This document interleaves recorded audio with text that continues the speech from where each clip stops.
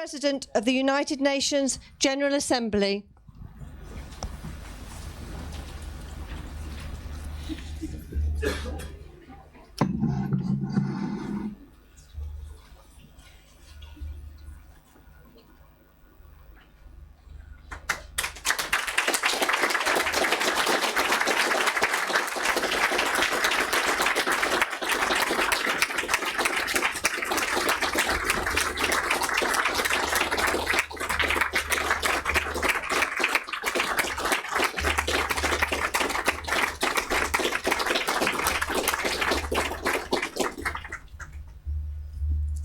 Please sit.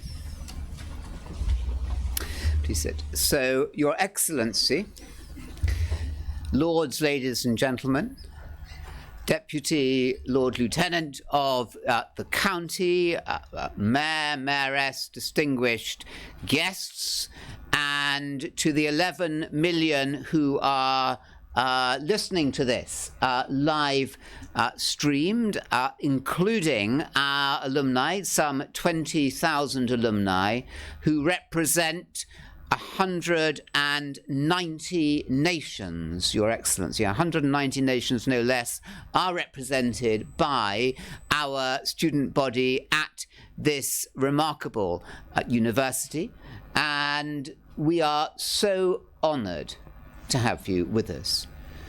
And today, can I just say that there are seats over here for those who would like to have a seat. Today is a remarkable day. Just over 5 hours ago and 74 years, a B-29 bomber left the Tinian Islands called Enola Gay with the destination of the Japanese town of Hiroshima. Just over 2 hours ago, it dropped what was the first nuclear bomb to be dropped in warfare. And that event alone, happening on this day, Hiroshima Day, 6th of August, explains and validates the work of the UN, which is never more important than it is now, and the historic mission of this university, the University of Buckingham, in setting up the country's first UN centre in Britain. And we intend to take the study of the UN enormously seriously and to galvanise the study of the UN and looking at how it will evolve, Your Excellency, and how it will develop in the years to come, and work with similar bodies internationally so that we can be sure that the UN will have a good century up ahead, because uniquely, the UN has that role in ensuring not just peace, but also prosperity for the world as we go forward. So to have you here today on this historic day for this university, historic day for the country, as we are on the verge of a precipitous departure from a body that has given this country stability and prosperity for the last 40 years, and historic for the world. We are very proud to have you here. So I'm going to read a message from the chair of the UN Centre at the University of Buckingham, and that is Lord Malloch Brown.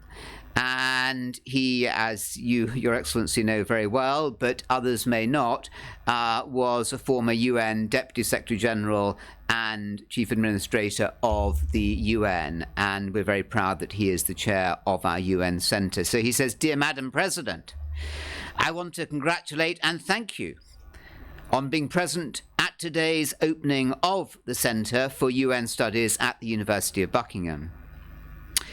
It is," he says, "a matter of great pride to all in the UK who have been lucky enough to serve in the UN to hear this centre is being opened at this time. The UN appears more indispensable than ever but also more challenged. At the same time, the UK, a UN founder and a permanent member of the Security Council, has its own crisis of direction. The UN Centre at the university will examine the importance of multilateral approaches to shared global concerns of security, human rights, sustainable development, as well as emerging new threats, including climate change, cybersecurity, the challenges of automation and artificial intelligence, and the threats, but the opportunities that they pose to employment and to wider society.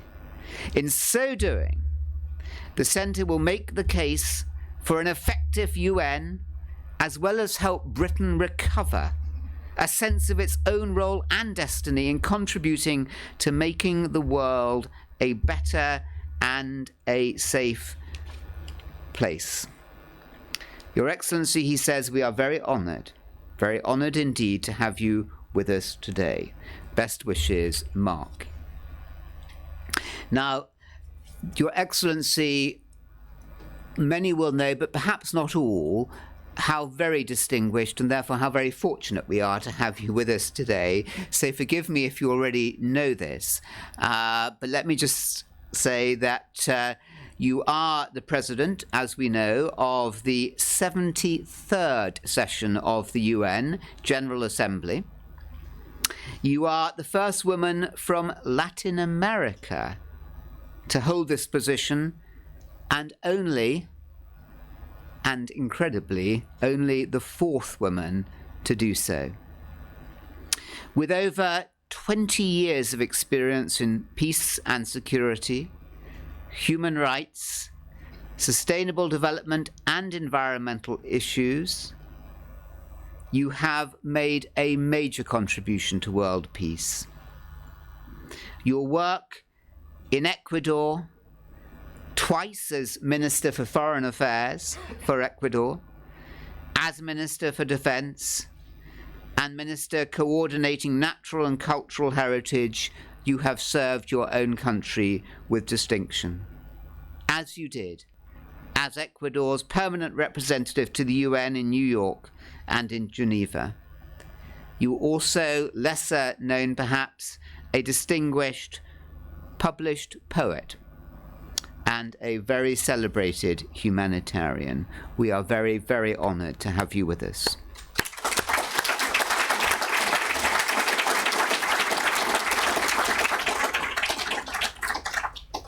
I'm now going to call on one of our own students. We have Her Excellency met some of our international students representing the 80 or so different countries that we have at the university at the moment. She met several of them outside from different parts of the world. And now we're going to have Malibogo Madizi, who is going to come up and say a few words for you. If she doesn't say it herself, maybe she's written it in. She's looking at me saying, I've said that. But she is a second-year psychology student, just in case she doesn't. Malibogo, welcome to the stage.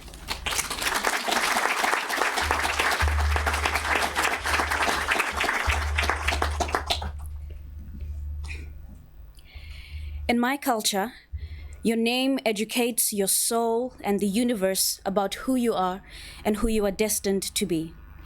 My name is Malebogo Modise, and my name means thanks and gratitude.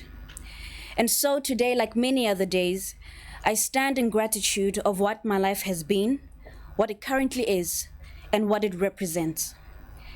Each of us here today represent things we are willing to stand and speak up for. And often what we represent reflects where we are from, our memories, and if not a fraction, then our entire being. I represent what my life has been, and that is struggle and loss. I have had to fight for parental love, and I've had to fight for my education. My father disowned me when I was 15 and stopped paying for my school fees. I represent my past, and I speak on it, because we don't survive wars only to hide them. I represent what my life is now, and that is liberation and accessibility. I was awarded a bursary to complete high school, and currently I'm the first recipient of the University of Buckingham scholarship. The decision for an educational institution to unhesitatingly consider me as worthy of the chance to learn and to have access to the world is the biggest validation I needed to start visualizing myself and my future as a young woman pursuing world change through education. Today, I'm particularly grateful for what my life will be. Although I'm uncertain, today I've seen a glimpse of what it will be, as I've been given the honor to introduce to you a woman who represents what I envision, not only for myself, but for women and for my country, South Africa. A woman through which we are able to see the world as a multilateral space that belongs to those in it. A woman who represents a world that facilitates the growth and the empowerment of youth and women. A world that is home to individuals that are freely committed to their dreams, wherever they may be located. A woman who represents a world that is real and not just policy. A woman through which I know I'm more than capable and able to change the South African narrative where youth have had to pay for bad governance and domestic dysfunction by losing out on higher education. The first woman ever to be from and represent Latin America and the Caribbean, and the fourth woman in the United Nations to preside over the General Assembly. For those watching on the live stream, you have the opportunity to submit questions to the President of the General Assembly on the University Twitter and Instagram accounts at Uni of Buckingham. It is my great and personal honor to introduce to you Her Excellency María Fernanda Espinosa, President of the United Nations General Assembly.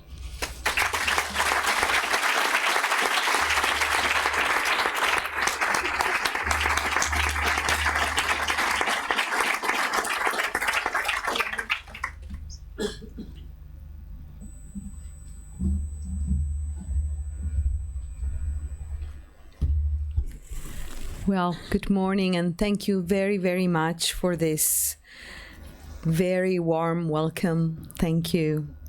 And thank you all for having me here this morning. I'm extremely humbled by all these generous words. And sometimes it is a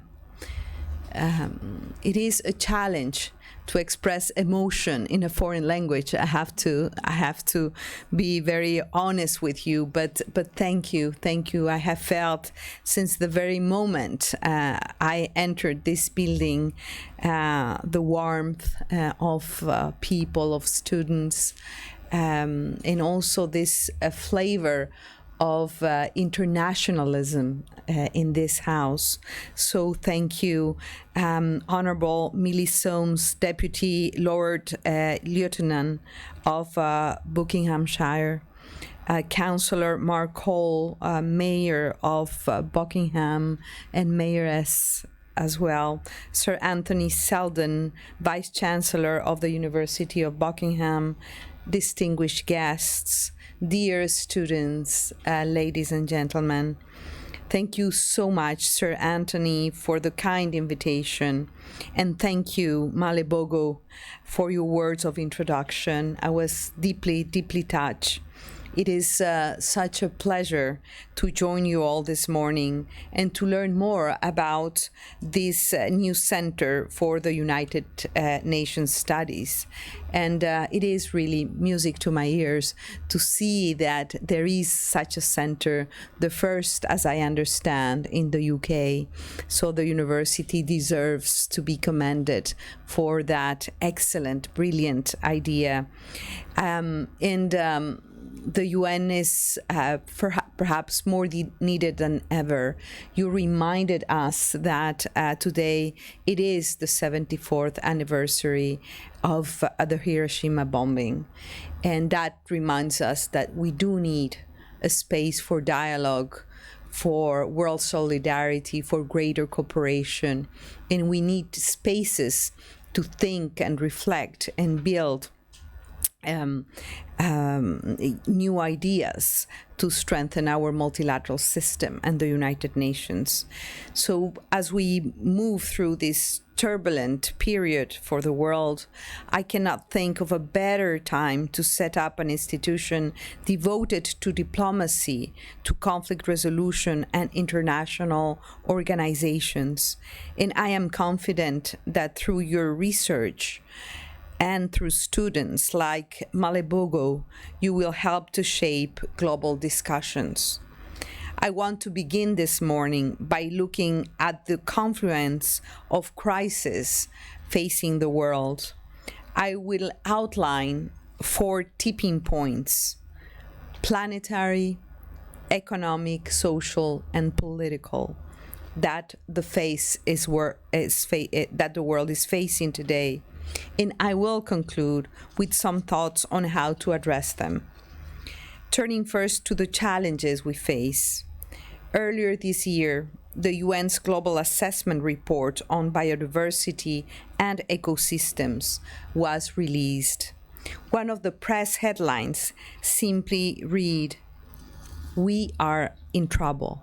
We are in trouble." Based on more than 15,000 academic studies, the report warned that nearly 1 million animal and plant species are at risk of extinction. Bee colonies are collapsing. Coral reefs are dying. Rainforests like the Amazon are drying into savannas. The ecosystems on which our lives and livelihoods depend are deteriorating rapidly, and we are to blame. Humans are to blame. Human activity has significantly altered a staggering 3/4 of all land and 2/3 of our marine environment. Plastic pollution, one of my priority issues this year, has increased tenfold since 1980, contributing to over 400 ocean dead zones. 13 million tons of plastic go to the ocean every year. This alone is a crisis of epic proportions, but it is only one of the pressing challenges we face. The Intergovernmental Panel on Climate Change has warned that we have just 11 years to limit global temperature rise to 1.5 degrees and avoid the worst impacts of climate change. This will require us to reach peak carbon next year. According to the Climate Action Tracker, current pledges under the Paris Agreement put us on course for 2.4 to 3.8 degree rise and a future of widespread poverty, water scarcity, hunger, displacement, and conflict. So we need to go beyond the Paris Agreement. We urgently need to increase our ambition. We urgently need to unlock the benefits of climate-smart growth, which the Global Commission on the Economy and Climate estimates could be as much as $26 trillion in the next decade, if we grow smartly, if we have green economies at work. At the same time, we need to address long-standing challenges. 1 in 10 of us lives in extreme poverty. 1 in 10. 1 in 3 of us does not have safe drinking water. At least half the global population lacks essential health services. And it is still the case that if you are a woman, an older person, a person with disabilities, or from a rural minority of you are an indigenous person, you are more likely to be disadvantaged. Other issues too are emerging that require urgent attention. Rapidly changing communication platforms, for instance, they offer great potential, as we know, in areas from delivery of services to citizen empowerment, as well as challenges in terms of privacy, disinformation, and hate speech, to name just a few. Digitization, automation also offer benefits in terms of productivity, job creation, and innovation, but they too come with risks. For instance, as many as 2/3 of jobs in developing countries could be lost to robots in the coming years. And this is not science fiction. It is reality. We must have policies in place to ensure that these developments yield a net gain for society, for humans, for the economy, and not the contrary. And then there are the sweeping big picture trends. Between now and 2030, the deadline for achieving the Sustainable Development Goals, half of the global population will be under 30. But also by 2050, however, people over 60 will overtake youth. We need to start preparing our social systems for these changes. And as we grapple with the current displacement crisis, of nearly 70 million people across the world, we must plan to support even greater numbers uprooted by climate change, conflict, and instability. So there are 70 million refugees around the world. 80% are hosted by developing countries. Finally, we must weather transitions in the global political landscape. Power is mutating. It now encompasses factors such as energy security, cyber capability, information, and innovation, alongside traditional military and economic levers. And global power is shifting. The world is becoming more multipolar, but also more polarized. Dear friends, ladies and gentlemen, this is a huge agenda for the international community, as you may see. For policymakers, it can feel overwhelming. And I say this as someone who has served as foreign minister and defense minister. How can we prioritize when everything is so urgent? One approach that could help is to focus on tipping points. Not only the areas where we are close to a point of no return, but also the actions that could help tip the scale back in our favor. There are 4 I want to set out today. The first, of course, is climate change. We know we face a hard deadline on carbon emissions, and we know in broad terms that we need to do so. But there are many pathways to zero carbon. We are unlikely to have definitive answers on which to prioritize in the required time frame. Our best bet, therefore, is to focus on the most transformative, scalable steps we can take immediately to tip the scale. We have to work together to become carbon neutral societies. Well, the European Union has set up this ambitious target of carbon neutrality by 2050. But we can do even better than that. There are some countries that have united. They're called the Greater Ambition countries. As I understand, 18 countries have signed to that pledge, and this has been led by the President of Austria, by the way. The second is economic. Global growth is slowing. Markets are volatile. In many countries, deficits remain too high to stabilize. The action taken during the last financial crisis has not been enough, and we know, and there is lingering public resentment that the banks were saved at the expense of workers. And here perhaps also a very important piece of information. To achieve the 2030 Agenda and the Sustainable Development Goals, we have to create 600 million new jobs by 2030. 600 million new jobs. Most of these jobs are for the younger generations, for young people. And this is a major macroeconomic challenge.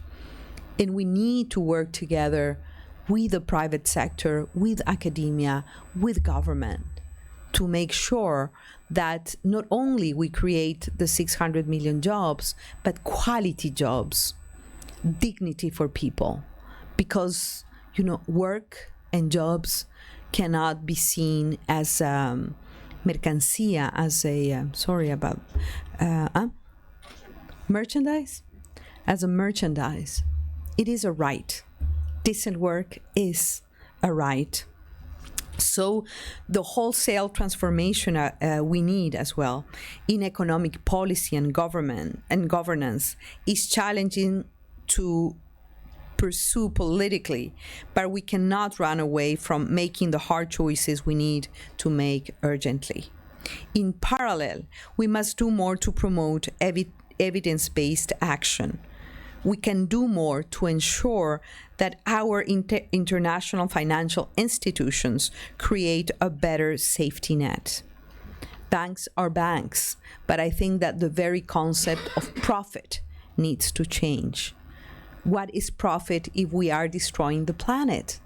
What is profit if we are taking away the dignity of people?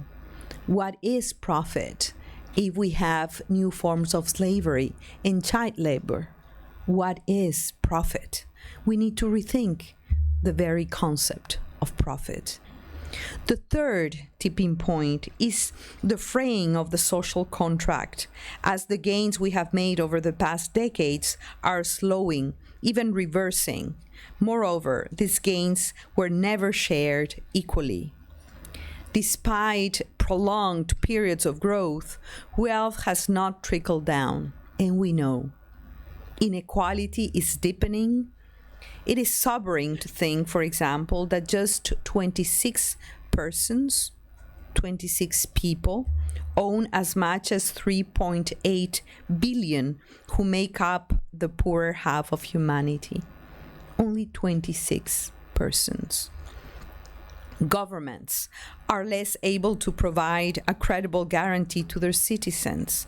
Today, issues that were traditionally domestic, such as what I just mentioned, job creation, for instance, increasingly have a global dimension and require greater global cooperation.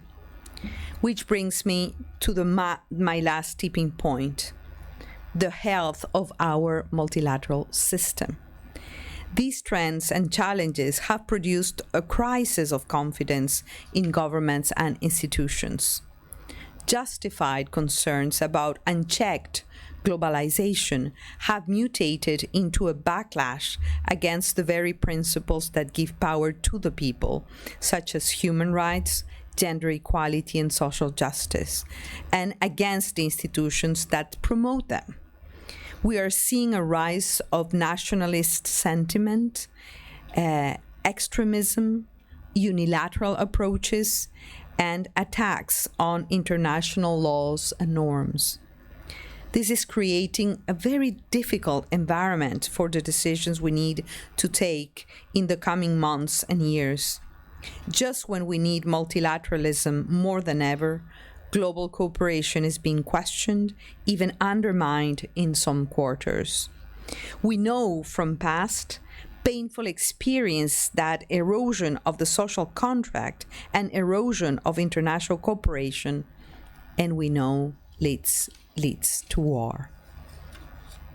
And we know that this time war could wipe us out through nuclear weapons, but also by wasting time that should have been spent on climate change, on well-being of people, on sustainable development. And this is a reminder today on the 74th anniversary of the Hiroshima bombing. So, dear friends, I fear that I may have thoroughly depressed you by now, but I assure you, I am a stubborn optimist. I remain confident that together we can navigate the challenges we face. And these are not just words. We can really do something about this. Why? Because multilateralism works. I see it happen every day at the United Nations, even in the most difficult circumstances. Since the creation of the United Nations, we have made great strides forward in education, in development, in poverty eradication, in health. We have adopted human rights treaties to eliminate discrimination against women, to protect children, to empower people with disabilities. We have responded to humanitarian emergencies and supported peace in countries such as Lebanon, Bosnia, Liberia, and Sierra Leone. We have defeated apartheid in your country. And there are interesting parts of the UN that you may not have heard of, like the International Civil Aviation Organization, which looks after things like flight safety, or the Office for Outer Space Affairs, which helps to ensure you have mobile data on your phones. And it's not on my notes, but the UN provides food and shelter for 90 million people every day. And the UN provides 50% of all the vaccines that children receive worldwide. So we know we need to do more and better, but we are fit for purpose. The UN is the only and the best place we have to strengthen collective action and multilateralism. That is just a snapshot of the UN's achievements and the range of issues it works on. And it does so on a modest budget.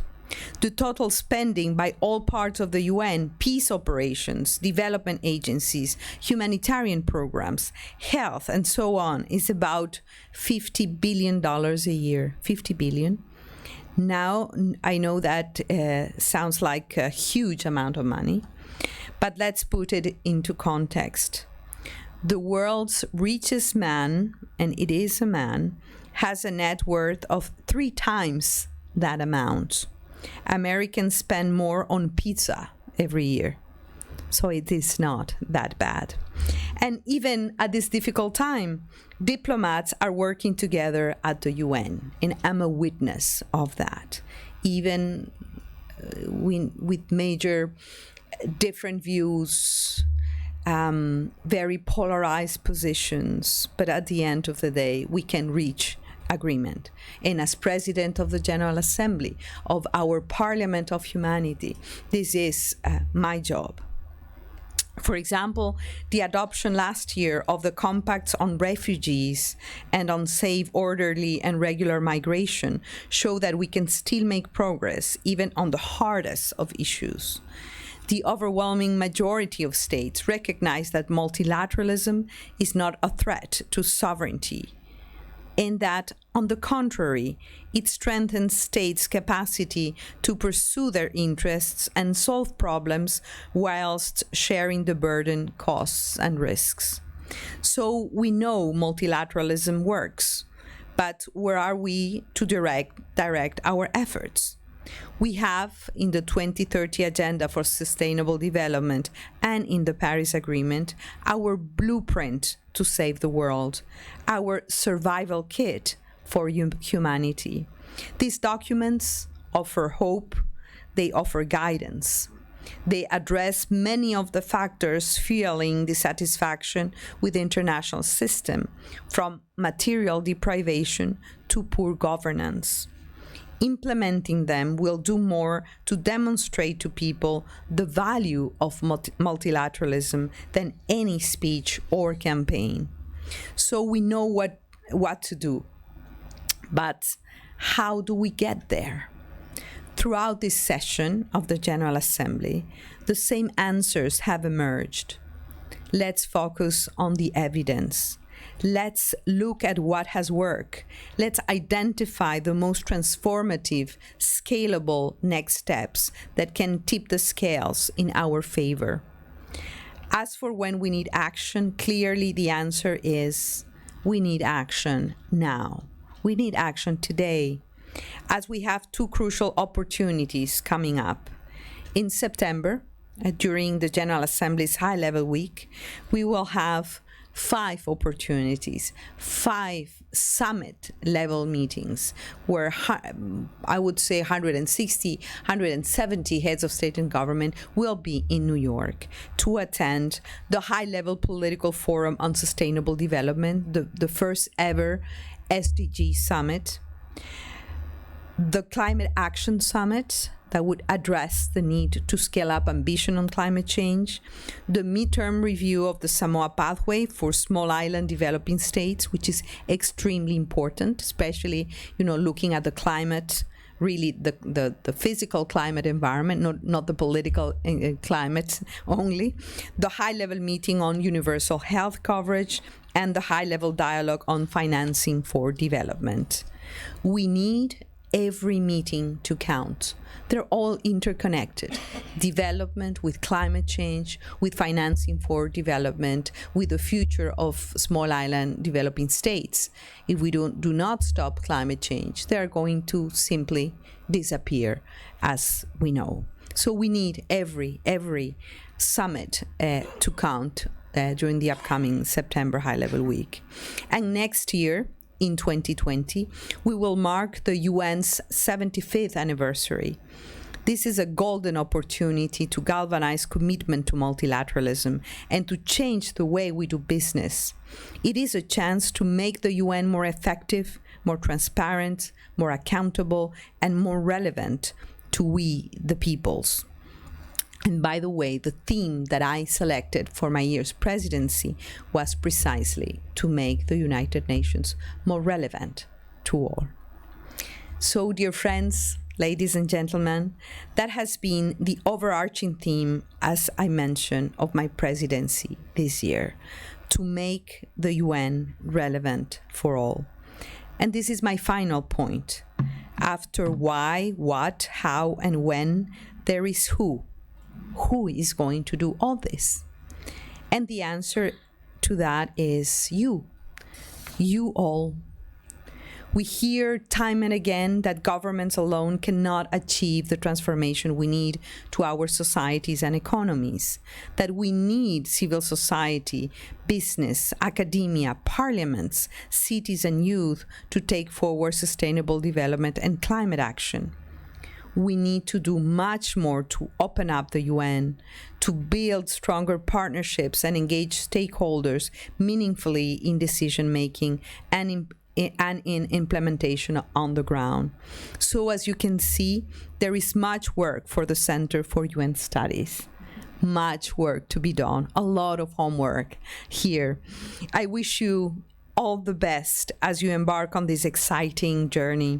I congratulate you on being pioneers in founding the first institution of this kind in the UK.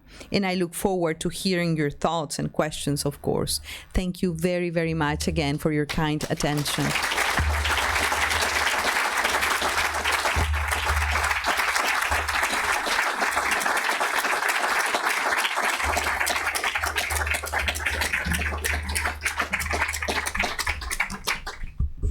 And now, thank you for those magnificent words. We've now got one of our alumni, Adekunle Osibogun, who is going to say a few words from the university.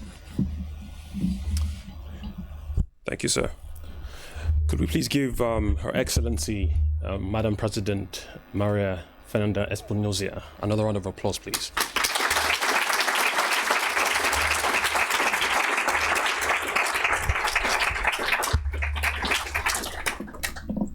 My name is Adekunle Osibogun.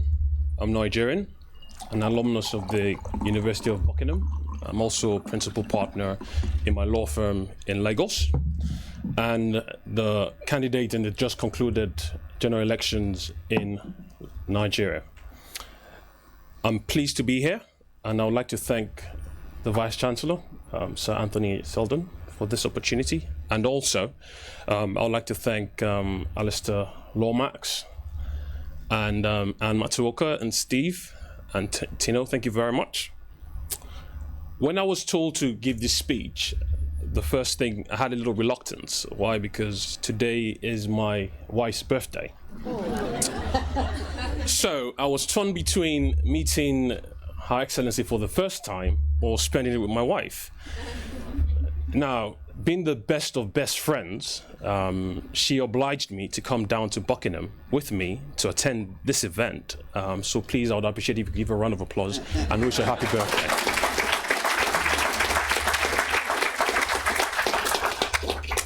We're always proud to say we didn't only get our certificate because we were both lawyers from the University of Buckingham, but we also got the foundation of our marriage certificate here as well, because we both met here. So it's been a good journey. Having listened to Madam President's speech, I am optimistic about the approach that the UN General Assembly would have towards multilateralism. I'm also pleased to see that there's so much passion and quality in the leadership there. But I would not leave without having my comment as well, because climate change is something that affects all of us, even in places we do not know. My constituency, which is Ijebu-Ode in Ogun State, Nigeria, was recently flooded for over 48 hours. We had 12 hours of rain, and the town was underwater for over 48 hours. I cannot see how many people lost their lives as we speak, but I know a lot was lost in that experience. And what we've also seen, especially in Nigeria as a whole, has been an exodus of herdsmen coming from the Sahel region down south, displacing farmers and destroying crops. And this is also as a result of climate change, because it's pushing them from their natural habitat and bringing them down south. And what this also has done is young farmers in my constituency are then forced to look for employment elsewhere. Majority of them then embark on a tortuous journey through Libya, looking for greener pastures in Europe.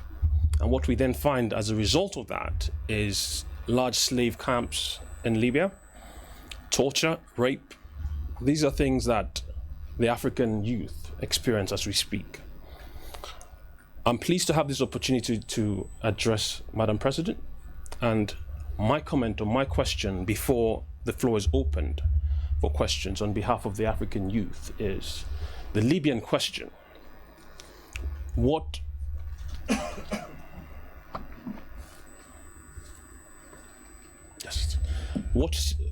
steps would the United Nations General Assembly under your administration take to help the youths that are trapped in slave camps across northern Africa?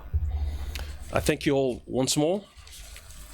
And before I go, or before I invite Madam President and open the floor for questions, I would like to thank Sir Anthony Seldon once more, and please do have a pleasant day. Thank you very much.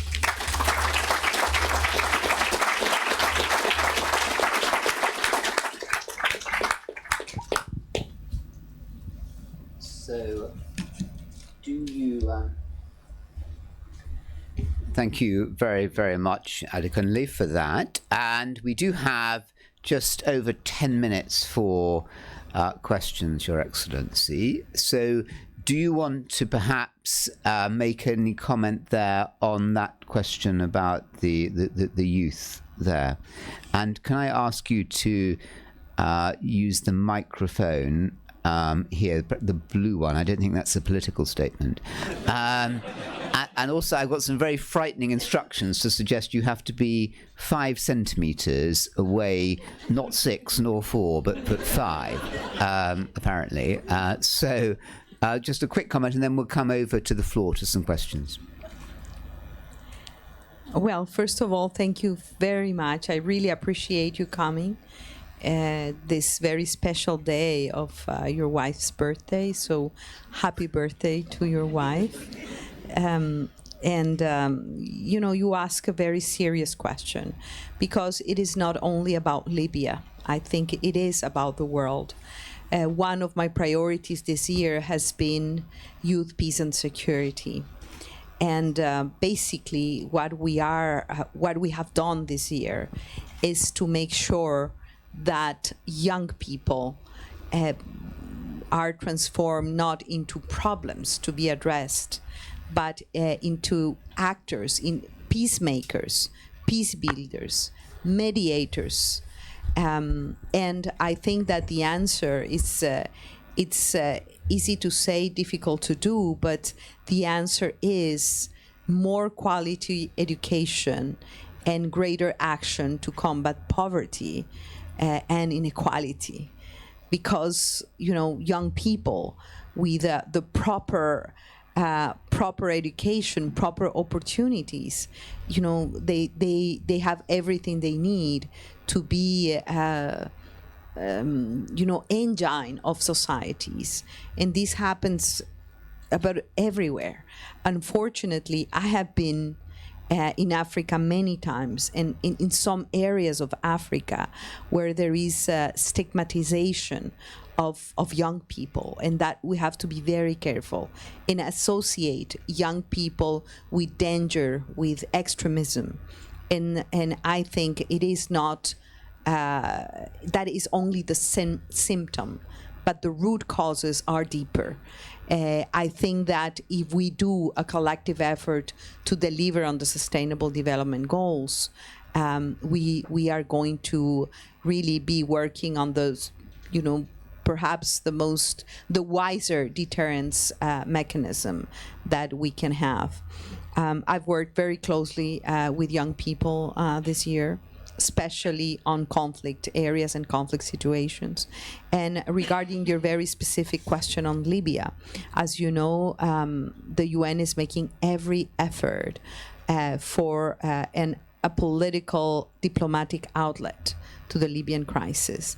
Unfortunately, and this is public, they are extra-regional actors in the Libyan conflict as well. So we need to come together and to use the strongest tool we have in hand, which is dialogue, which is diplomatic wisdom. There is no conflict around the world that is going to have a military solution. We do need diplomatic solutions. We need greater dialogue, greater cooperation. And the Libyan case, which is a very sad case, is not the exception. We are doing our best to make sure that this dialogue is resumed. We have been working hard on that. Unfortunately, the current situation in Libya, it is a very tense, difficult situation, but we are working on it. Thank you very much indeed. And there's a question here. Would you like to give your name? Yes, my name is Suzanne Claxton. Your Excellency, you've been talking about the relevance of the General Assembly, and I would like to ask you how you view the continuing relevance of the Security Council in the face of the ongoing paralysis, in the face of humanitarian crises all over the world, especially in the last 10 to 20 years, and whether there is going to be an increased need for the application of the Uniting for Peace resolution in order to solve these problems. Okay, thank you very much. And can I have a next question, just so we can get the microphone? Oh, there's a gentleman over here, a young gentleman with a beard and a tie. Thank you, and then to the gentleman behind you afterwards. Yeah. Okay. Okay. Do you want to put the question? Yep. My name is Ayodele. I'm one of the students of the United Nations. So a student here on the course. Yep. My question is about what is the partnership? What is the partnership? Yeah, between the United Nations.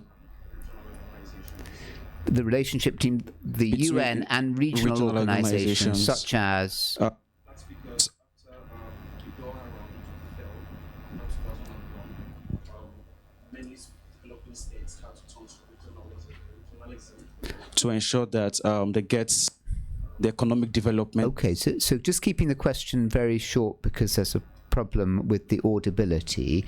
Can you just can you just ask the question very succinctly, please? Okay, yeah. So what relationship does the United Nations have with regional organizations to ensure development and security for developing countries and least developed countries? Very good. And there's a gentleman behind you has a question.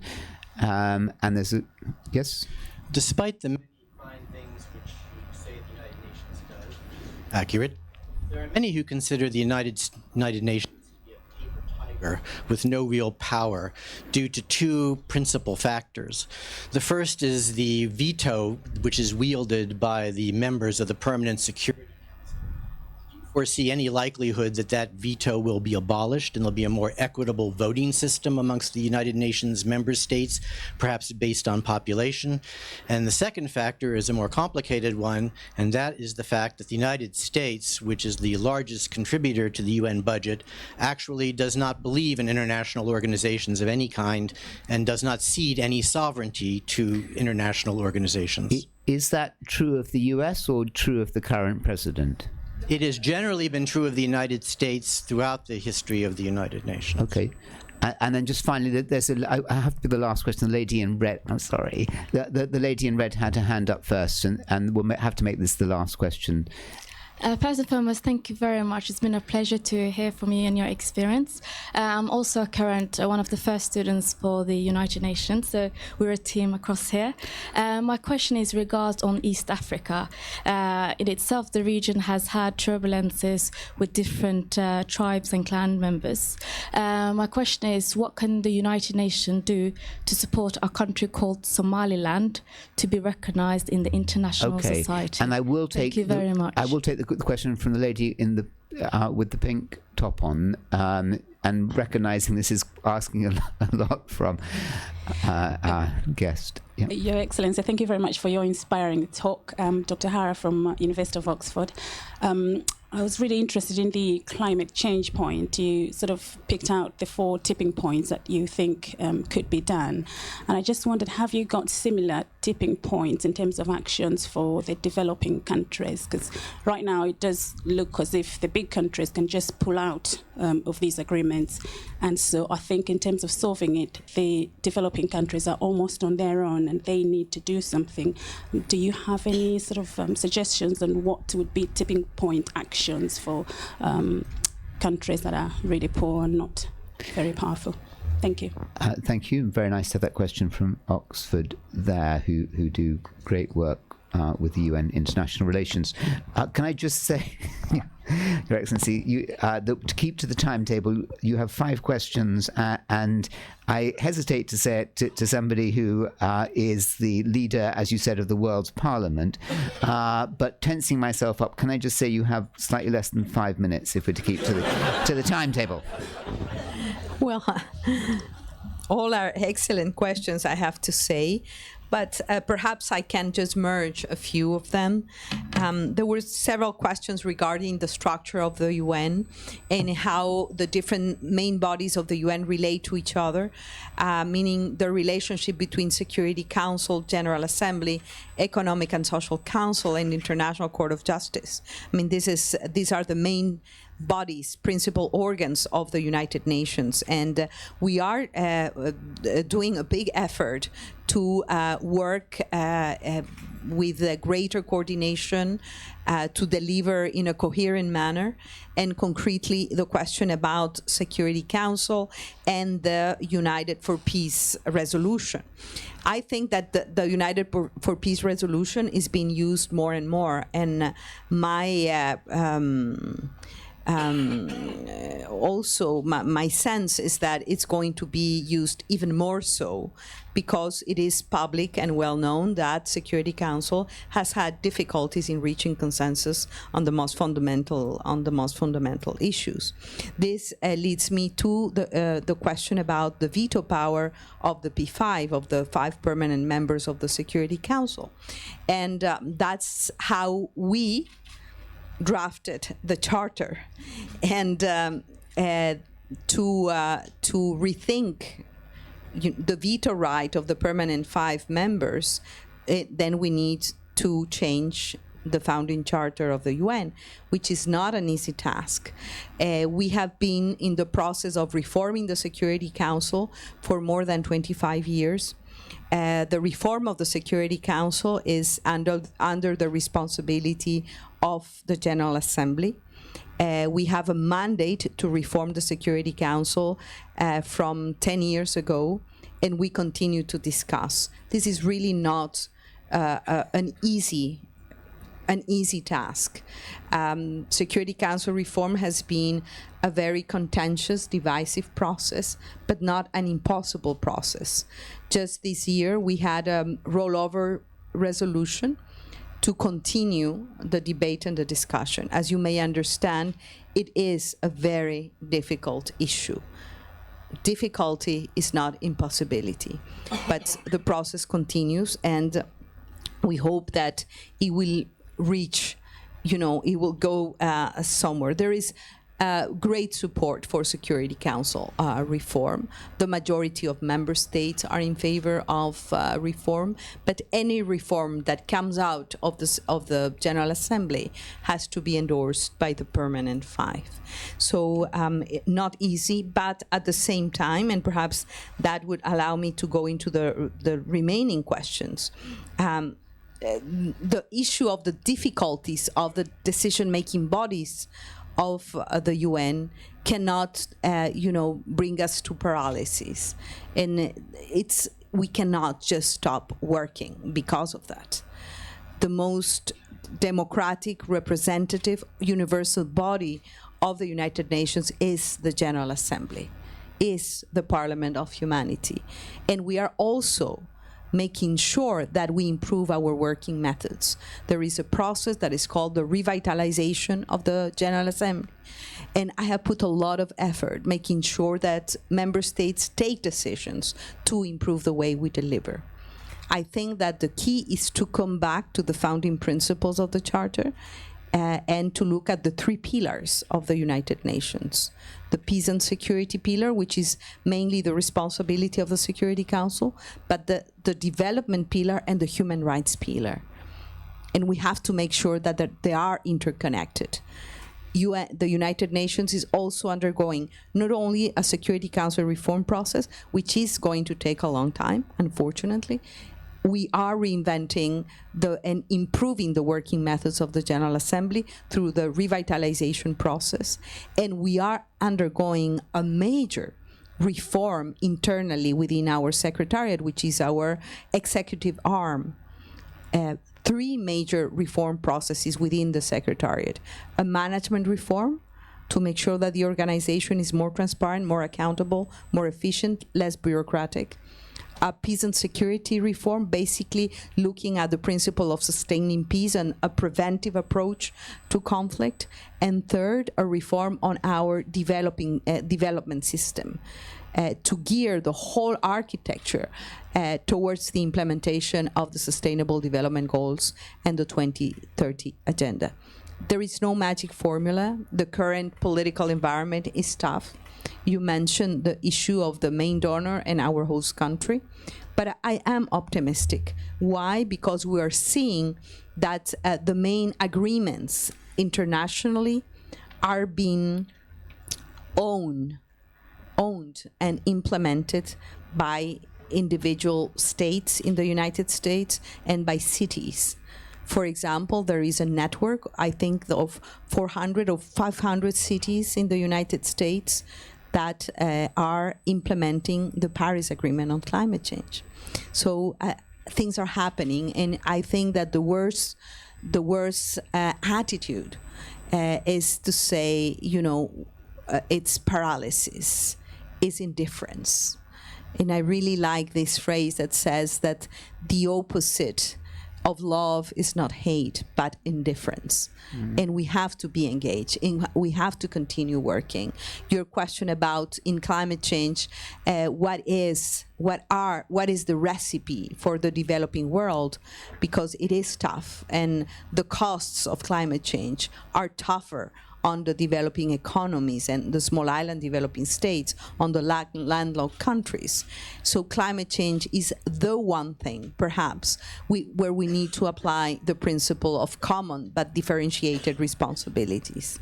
We do have a collective responsibility, but we do know also the ecological footprint of the industrialized countries. So basically, we need three issues to happen: to escalate ambition on mitigation to reduce emissions, and the ones that are responsible for the greater emissions. Number two is to have the financial resources to unlock the resources to be invested in green economies. And number three is technology transfer. Low carbon technologies to be transferred to the developing countries. And this is still an unresolved issue. And I'm very confident that the Climate Summit in September is going to provide these answers. But I have also to say that one of the, when you see the most ambitious NDCs, the nationally determined contributions, the most ambitious plans for carbon neutrality come from developing countries most of the time. So we do need, to put forward this idea of common but differentiated responsibilities on climate change. So thank you, and I hope I have captured, and bilaterally we will talk about the role of regional organizations that very important, and I think the issue of Somaliland. Okay, thank you.